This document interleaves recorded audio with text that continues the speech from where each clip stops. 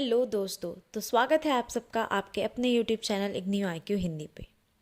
मैं हूं आपकी होस्ट पूर्णिमा पंडित और आज की इस वीडियो में हम बात करेंगे BHDLA 135 जो हमारा सब्जेक्ट कोड है BHDLA 135 के चैप्टर 1 हिंदी की लिपि और वर्तनी का परिचय। तो जो हमारा पहला टॉपिक है वो भाषा और लिपि है। तो भाषा से हम क्या समझते हैं? भाषा ही वह साधन है जिसके द्वारा हम मनुष्य बोलकर, सुनकर, लिखकर या पढ़कर अपने भावों को, अपने विचारों को एक दूसरे के सामने प्रकट करते हैं या समझ सकते हैं। और हर भाषा की अपनी एक लिपि होती है। अब लिपि क्या है? तो लिपि का अर्थ होता है किसी भी भाषा को लिखने का ढंग या तरीका।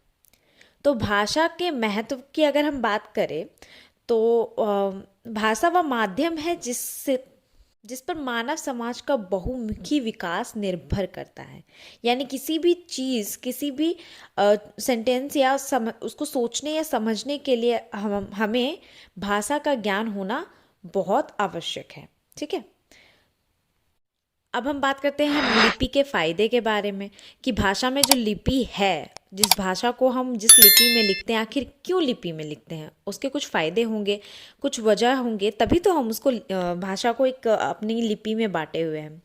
तो लिपि के विकास से पहले मनुष्य जो थे वो लिखते नहीं थे, सिर्फ बोलकर अपनी बातों को प्रकट करते थे और समझाने का प्रयत्न करते थे। लिपि का विकास होने के साथ साथ लिखने का भी विकास हुआ, लिखित रूप का भी प्रारंभ हुआ, उत्पादन हुआ।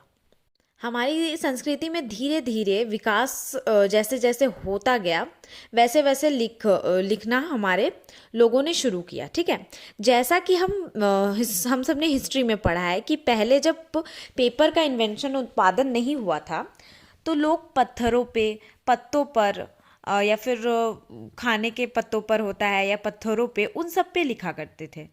बट जब पेपर का इन्वेंशन हुआ तो ही छपाई शुरू हुई, लोगों ने छापना शुरू किया और धीरे धीरे हमारे संस्कृति में लिखना भी शुरू किया।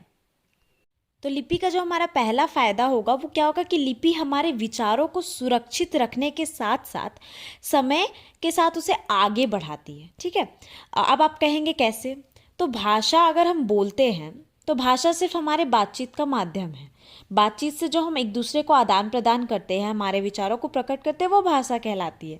लेकिन जब हम लिपि की बात करें तो भाषा जो लिखी जाती है वो उस लिपि में लिखी जाती है और लिखी हुई चीज़ों को हम मिटा नहीं सकते हैं। ठीक है, जो हम बोलते हैं वो ख़त्म हो जाती है एक समय पर, लोगों के दिमाग से निकल जाएंगे अगर हम बोलेंगे तो। बट लिखे हुए अक्षर जो हम बोलते हैं या फिर लिख कर उसे याद करते हैं वो हम भूलते नहीं हैं जल्दी से। तो इससे हम समझ सकते हैं कि लिखने से भाषा का विकास होता है। तो लिपि का एक फ़ायदा हो गया कि लिखने से भाषा का विकास होता है और जो लिपि है वो हमारे विचारों को सुरक्षित रखने के साथ साथ समय के साथ उसे आगे बढ़ाती है। अब दूसरा जो हमारा फ़ायदा है वो है, आज जो हमारे पास पुराने समय की कृतियाँ हैं, ज्ञान विज्ञान हैं, जो सुरक्षित हैं, हमारे पास अभी पहुँचे हैं पुराने ज़माने से, जो हिस्ट्री हम पढ़ते हैं, वो क्यों सुरक्षित है? लिपि के कारण ही। तो लिपि के माध्यम से ही भाषा लिखित रूप में आज भी हमारी संस्कृति को सुरक्षित रख सकते हैं। तीसरा जो हमारा फ़ायदा है वो है, लिपि के ही माध्यम से हम संप्रेषण यानी कम्युनिकेशन का विस्तार कर सकते हैं। जो अभी मैं आपको समझा रही हूँ, जो आप समझ रहे हो, वो किसके थ्रू समझ रहे हो? मैं जो बोल रही हूँ, और जो मैं बोल रही हूँ वो क्या है? भाषा है। भाषा है तो ये जो मैं बोल रही हूँ जिस फॉर्म में, वो उस भाषा की एक लिपि है। तो लिपि का तीसरा फ़ायदा हो जाएगा कि हम लिपि के माध्यम से हम संप्रेषण यानी कम्युनिकेशन को बढ़ावा दे सकते हैं, विस्तार कर सकते हैं। ठीक है, अब हम बात करेंगे लेखन की विधि के बारे में। तो लेखन जो है वो हमारे भावों एवं विचारों की कलात्मक अभिव्यक्ति है और जिस क्रम में हम ध्वनियों का उच्चारण करते हैं, उसके आकारों के माध्यम से जब उसे हम लिखते हैं या दिखाते हैं, वही लिपि है। एज फॉर एग्जाम्पल अगर हम बात करें तो हम जब लिखते हैं काल, क में आकार का और ला, तो हम जब इससे प्रोनाउंस करते हैं तो इसमें कितनी ध्वनियाँ हैं? 3 ध्वनियाँ हैं। कौन कौन सी? का, आ में आकार अ और ला, ये 3 ध्वनियाँ हैं, ठीक है। किसी भी भाषा की वर्णमाला उस भाषा की सभी ध्वनियों की प्रतीकों की व्यवस्था होती है, ठीक है ना। किसी भी भाषा की वर्णमाला उस भाषा के ध्वनियों के प्रतीकों की व्यवस्था होती है। हिंदी भाषा में अगर हम बात करें तो हिंदी भाषा देवनागरी लिपि में लिखी जाती है, यानी इसलिए हमारे हिंदी भाषा की वर्णमाला की लिपि जो है वो कौन सी है? देवनागरी लिपि है। क्या कहलाती है? देवनागरी लिपि। अब रोमन लिपि और देवनागरी लिपि में हम थोड़ा सा डिफरेंस देख लेते हैं कि इसकी तुलना कैसे की है। इसको हम एग्जाम्पल से समझते हैं। जैसे एग्जाम्पल यहाँ पे दिया गया है, एक नाम है व्यक्ति का, कामता प्रसाद। तो कामता प्रसाद जो हमने हिंदी में लिखा है वो देवनागरी लिपि है, जिसको हम लोग मात्राओं का यूज़ करके उसको देवनागरी लिपि में लिखे हैं। बट यही अगर उसका इंग्लिश फॉर्म हम कर रहे हैं, KAMTAPRASAD, कामता प्रसाद, तो ये रोमन फॉर्म हो जाएगा, ठीक है। अब आगे हम देखते हैं देवनागरी लिपि के बारे में। तो इसमें जो हमारे हैं वर्णों का मानक रूप भाषा में एक रूपता दर्शाती है, यानी जो हमारे वर्णों का मानक रूप यानी माना गया है कि यही वर्ण है, वो क्या करती है, एक भाषा को एक रूपता दर्शाती है, यानी कि एक फॉर्म उसका बतलाती है। जैसा कि हम जानते हैं कि हिंदी वर्णमाला देवनागरी लिपि में हम लिखते हैं, तो यहाँ मानक देवनागरी वर्णमाला में हम देख सकते हैं कि जो स्वर हमारे होते हैं वो कुल मिलाकर 11 स्वर होते हैं। कौन कौन से होते हैं? आ से अनार वाले, आ में आकार आ, हर्षई, दीर्घई, हर्षौ, दुर्गौ, री, ए, आए और औ और आओ, ठीक है।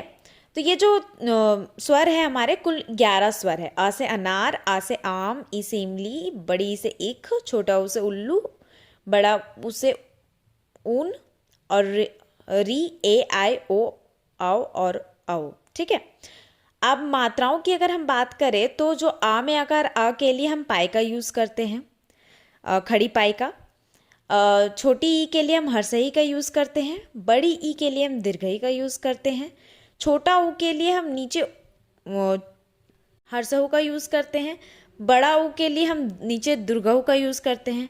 री के लिए हम नीचे में जैसे क लिखेंगे तो क के नीचे हम री का यूज़ करते हैं, क्री, ठीक है। ए का यूज़ हम करते हैं एक चोटी और आई के लिए हम 2 चोटी का यूज़ करते हैं, ठीक। अनुस्वार क्या है? अनुस्वार वो ऊपर बिंदी जब हम यूज़ करते हैं तो उसे हम अनुस्वार बोलते हैं। विसर्ग जो हो जाएगा वो हमारा अह हो जाएगा, यानी कि अह के बाद वाले 2 जो बिंदी लगते हैं उसे हम विसर्ग कहेंगे, ठीक है। व्यंजन जो हमारा हो जाएगा वो का से लेकर श्रा तक, जिसमें से ड़ा और ढ़ा द्विगुण व्यंजन कहलाएंगे और छंजोगी छ, त्रा, ज्ञा और श्रा ये 4 हमारे संयुक्त व्यंजन होंगे, ठीक है। तो अभी हमने जो स्वर, अनुस्वार, मात्राएं, व्यंजन ये सब कुछ देखा, वो थे हमारे देवनागरी लिपि लिखने के तरीके के लिए हेल्पफुल होंगे, ठीक है। अब आगे हम देखते हैं लेखन की कठिनाइयाँ, ठीक है। अब अगर हम लेखन की कठिनाइयों की जैसे बात करें तो यहाँ कुछ शब्द दिए गए हैं जो 2 वर्णों के योग से लिखे गए हैं और बने हैं, ठीक है। फॉर एग्जाम्पल अगर हम देखें पद्म, तो यहाँ पद्म जो है वो लिखा गया है, फिर उद्यान है, द्वारा है, उद्देश्य है, उद्धार है। इसी शब्द को अगर हम हलंत का प्रयोग करके ऐसे लिख सकते हैं, जैसे प्रोनाउंसिएशन सेम होगा बट लिखने का तरीका हो जाएगा प, द के नीचे हलंत, माँ में आकार माँ, पद्मा, ठीक है। उसी तरह से हमारा उद्यान हो जाएगा, द्वारा हो जाएगा, उद्देश्य हो जाएगा, उद्धार हो जाएगा। ऊ दा में हलन दा को लिखेंगे, धा में आकर धा और रा लिखेंगे तो उद्धार हो जाएगा हमारा। तो जो हम हलंत का प्रयोग करके लिखेंगे वो ऐसे लिख सकते हैं। अब संयुक्त वर्ण बनाने की विधि की अगर हम बात करें तो मानक वर्णों से संयुक्त व्यंजन हम 3 तरह से देख सकते हैं। जैसे पहला जो है वो रा और री से बनने वाले संयुक्त व्यंजन के रूप, जैसे कर्म, शर्म, श्रम, तर्क, ड्रामा, रुपया, श्रृंगार इत्यादि। खड़ी पाई वाले अगर दूसरे नियम की हम बात करें तो खड़ी पाई वाले शब्द जैसे संजोगी सा, दंती सा, तालिबिशा, वा, ला, या, इन शब्द वर्णों से अगर हम खड़ी पाई को हटा देंगे तो दूसरा वर्ण साथ में और खड़ी पाई हटा के दूसरा वर्ण को अगर हम साथ में जोड़कर लिख देते हैं तो वो हमारा संयुक्त वर्ण बन जाएगा। एज फॉर एग्जाम्पल में अगर हम देखें तो मुख्य, जो ख में खड़ी पाई थी वो हटाकर हमने अध ख कर दिया और य को जोड़कर लिखे तो ये जुड़कर हमारा क्या बन गया, संयुक्त वर्ण। मुख्य, 11, स्याही, लक्ष्य इत्यादि ये सारे हमारे संयुक्त वर्ण बनाने के विधि हो गए। ठीक है, तीसरा जो फॉर्म है वो है पूर्ण वर्ण। जैसे पूरा जो वर्ण होता है क और फा, ये संयुक्त, इसको संयुक्त बनाने के लिए हम अध क और अध फा का यूज करेंगे। एज फॉर एग्जाम्पल अगर हम बात करें तो मुक्त, हफ्ता इत्यादि। इसी तरह से अगर छ, ट, ड, ढ, ढ, द और हा में हम हलंत का प्रयोग करके संयुक्त वर्ण बना सकते हैं। ठीक है, तो इतना दूर हमने भाषा और उसकी लिपि और लेखनी के कठिनाइयों के बारे में पढ़ा। अब हम देखते हैं कि वर्तनी क्या है। तो वर्तनी होती है, वर्तनी शब्द का अर्थ होता है शब्द को ठीक और सही रूप में लिखने की क्रिया। ठीक है, यहाँ संबंध जो शब्द है वर्तनी है उसको हम 4 वर्तनी रूप में देख सकते हैं। पहला जो है वो स में अनुस्वार, ब में अनुस्वार और ध संबंध लिखा गया है। दूसरा जो फॉर्म है वो देख सकते हैं हम स अधम, ब अधन और ध करके लिखा हुआ है।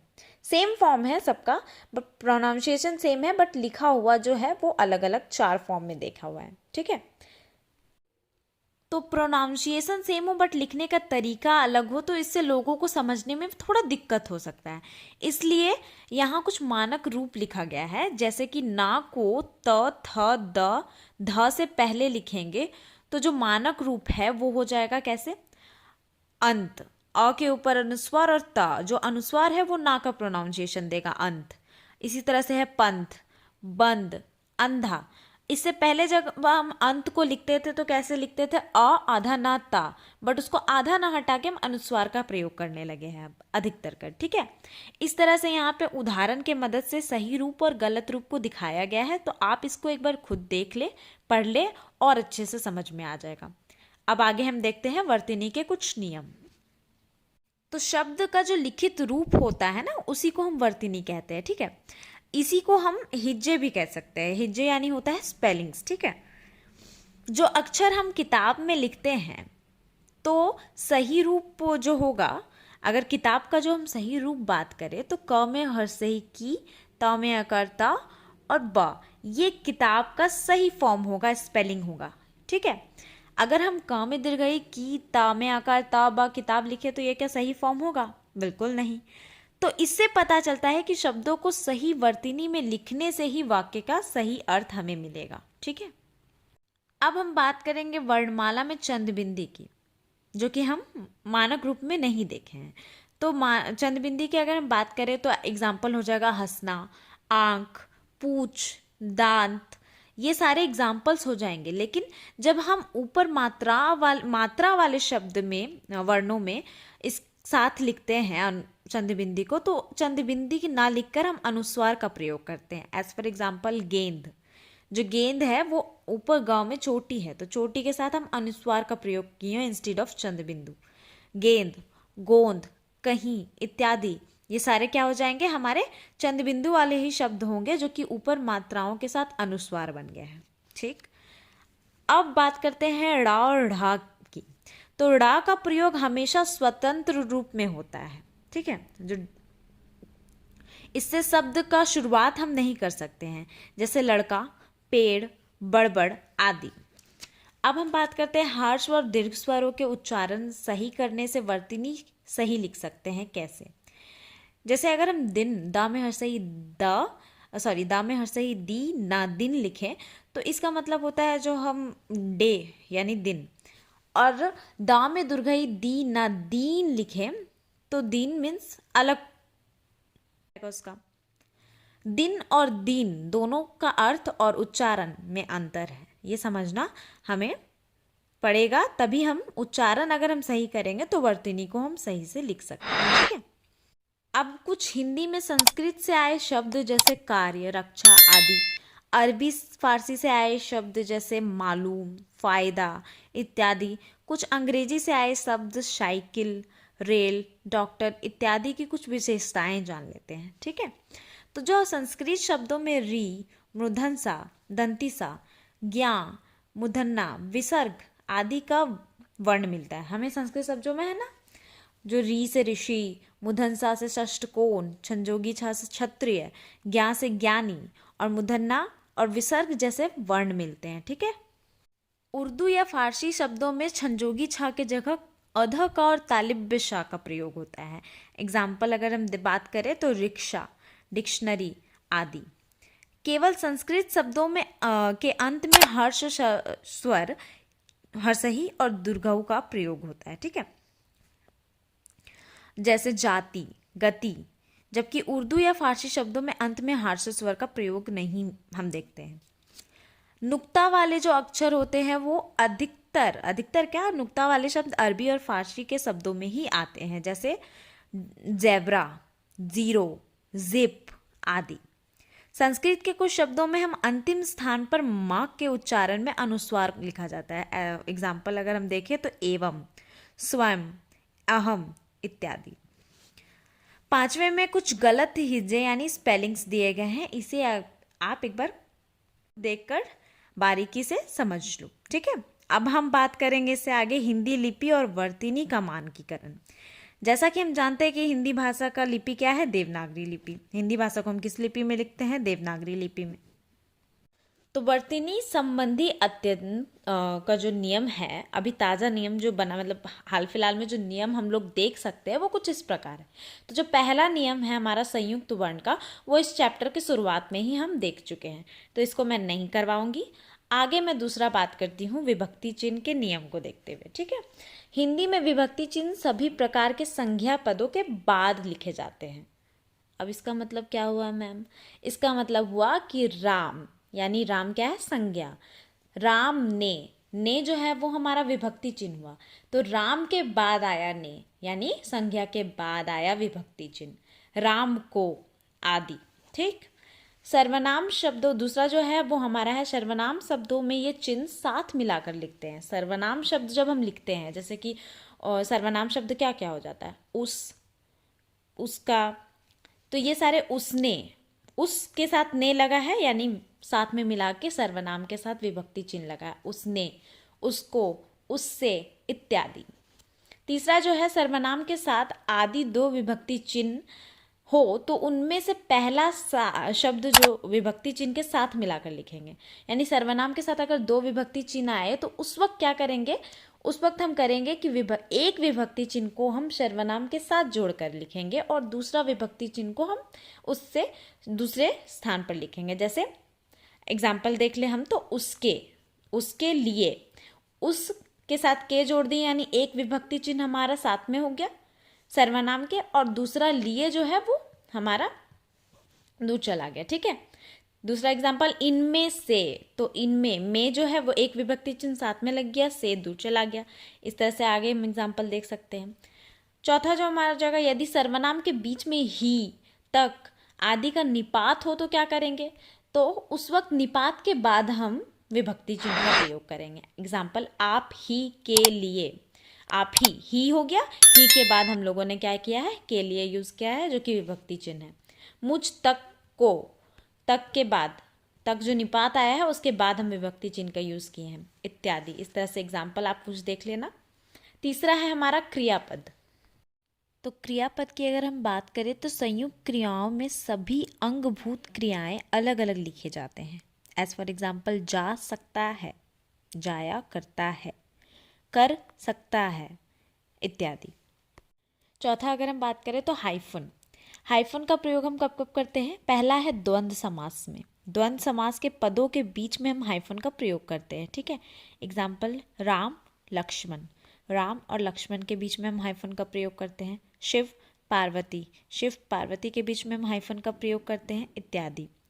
दूसरा हो जाएगा हमारा, कहाँ हम हाइफन का प्रयोग करते हैं, सा और जैसा आदि से पूर्व हाइफन का हम प्रयोग करते हैं। एग्जाम्पल में तुम सा, तो ये जो सा हुआ है बाद में, तो सा के पहले हम हाइफन का प्रयोग करेंगे। राम जैसा, तो कंपेयर कर रहे हैं तो यहाँ पे हम हाइफन का प्रयोग करेंगे। तीसरा, हम तत्पुरुष समास में हाइफन का प्रयोग करते हैं, लेकिन सिर्फ तभी प्रयोग करेंगे जहां भ्रम होने की संभावना हो, ठीक है, वरना नहीं। चौथा, कठिन संधियों से बचने के लिए हम हाइफन का प्रयोग करते हैं।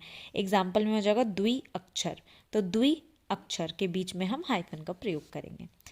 पांचवा जो हमारा हो जाएगा नियम वर्तनी का, वो हो जाएगा अव्यय। तो अव्यय को हम जो है तक, साथ आदि अव्यय हमेशा अलग लिखते हैं, ठीक है, अव्यय को हमेशा अलग लिखते हैं। जैसे आपके साथ, यहाँ तक इत्यादि। अब जो है हमारा 7वां से लेकर 10वां तक हम पहले इस चैप्टर में डिस्कस कर चुके हैं, उसको मैं अब यहाँ पे कंटिन्यू नहीं कर रही हूँ। 11वां है हमारा विसर्ग। तो विसर्ग जो है संस्कृत के तत्सम वाले शब्दों के साथ विसर्ग का प्रयोग होता है। एग्जाम्पल दुखानुभूति, तो जो यहाँ दुखा है तो दु के बाद में हम यहाँ पे विसर्ग का प्रयोग करेंगे, ठीक है। 13वां हमारा हो जाएगा पूर्वकालिक प्रत्यय। पूर्वकालिक प्रत्यय कर क्रिया से मिलाकर लिखे जाते हैं, ठीक है, यानी कर जो है हमारा क्रिया, उससे मिलाकर लिखा जाता है। एग्जाम्पल के लिए मिला कर, ठीक, मिला कर, ये एग्जाम्पल हो गया पूर्वकालिक प्रत्यय का, ठीक है। इस तरह से 2-3 और नियम दिए गए हैं, इसको आप एग्जाम्पल्स के साथ एक बार देख लो, आपको समझ में आ जाएगा। और इस तरह से ये चैप्टर हमारा होता है कंप्लीट।